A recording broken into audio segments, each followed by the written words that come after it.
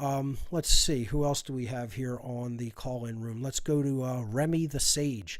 You're live on What on Earth is Happening. Welcome, Remy. Hey, Mark, can you hear me? Yes, I can. Good, good. Yeah, first just wanted to, thank you, as I'm sure you're getting a lot more uh, these days with the new call-in platform. It seems like a lot of people are in there. Cause so I'm a musician. I'm an educator. Great. I teach music primarily. But one thing that I found really of use recently is the trivium method, which is something that I actually implement into my use of communicating music theory. Great. Um, How has so this been working or changing things for you? honestly, it's almost like it kind of information sort of in a more intuitive sense. Like it seems like it kind of clicks with the students when I give them I try to lay it out to them in a way that like studying or practicing is the whole process, as you laid out, the chronological process of it. It's like you take it in, you internalize it, so you understand really what the music is within you, and then you put it into action, and that's how you create really a harmonious relationship. And I will often tell them, that's the way life is. And like, the things that we do have to be really internalized and understood and acted upon in accordance, so that it would be something that that is in true accordance with the world around us. And I like to slip in, a little bit of the I honestly tell them on a regular basis, I'm like, the government is not a necessary component of life. Sure. And The trivium method can work for learning almost anything and teaching almost absolutely. anything. It will apply to just about any human endeavor in any area of our lives. We can apply it to health. We could apply it to you know, education methods. We could apply it to, cooking. We could apply it to art. We could apply it to technology. Just about anything. Yeah. I'm glad that you looked into the trivium process in particular, because Yeah. that's really what I laid out there in that whole reality, manifestation 101 slide. That's the trivium right there. Knowledge, understanding, wisdom is another way of wording the trivium threefold process. Yeah. And that's how we're creating what we create here on Earth. What are we taking in through information? The quality of that information. Are we understanding what it all means when we bring it all together? And are we applying that actively in our lives in the right Sure. way for the betterment of ourselves and others? So Hmm. And thank so you in thank you regards to for that, doing that work. absolutely. Thank you Yeah, for being an intro. I had one question sort of in regards that is in sure. relation to that. It's Yes. something that's kind of been on my mind a lot lately. As far as like a lot of kind of like the modern, what I would see like the more recent, like what seem to be obvious psyop movements. In regards to like what is like the term the flat earth, Right. and there's I'm sort of like taking myself back for a moment, and I started to really look at this, and I'm like, okay, well, what do I really know about the realm that we live in? And Right. so I'm kind of at this point where like I'm trying to reapply my understanding of the physical world that we're in regards to, are we on a globe? I Right. mean, because the reason why I'm starting to really question this is like when you really look within, like, for example, the inconsistencies of NASA's output of information, Hmm. and just in regards to what is, what I've heard you term as scientism.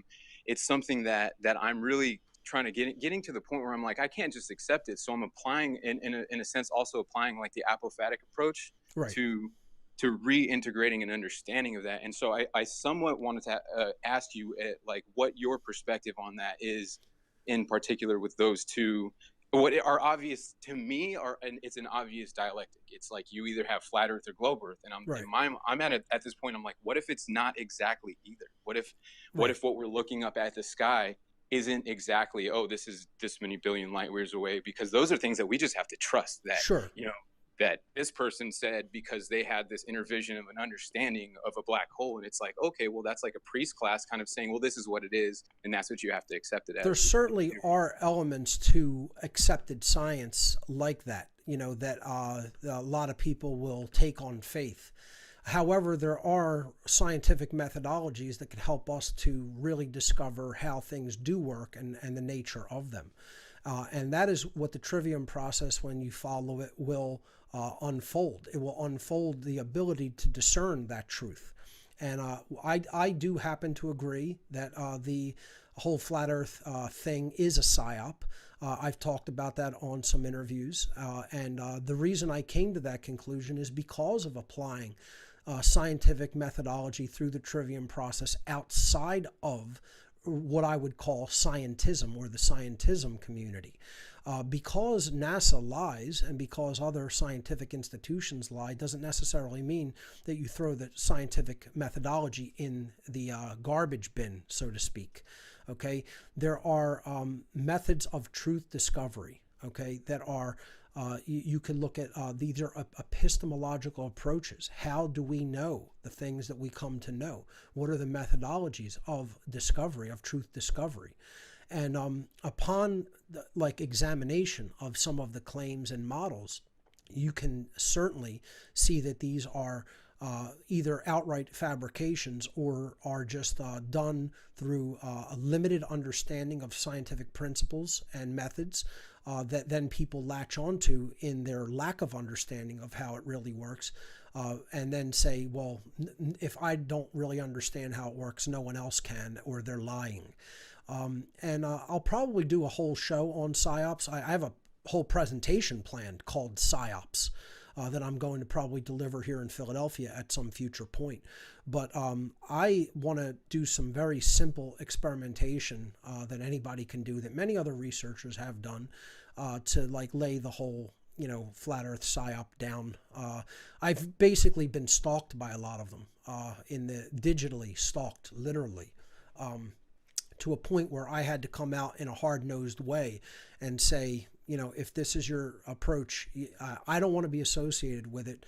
I'm all for talking about things. I am all for attempting to apply truth discovery methods to things, and people should do that for themselves. So if you're in a position where you're trying to discern the truth, wonderful.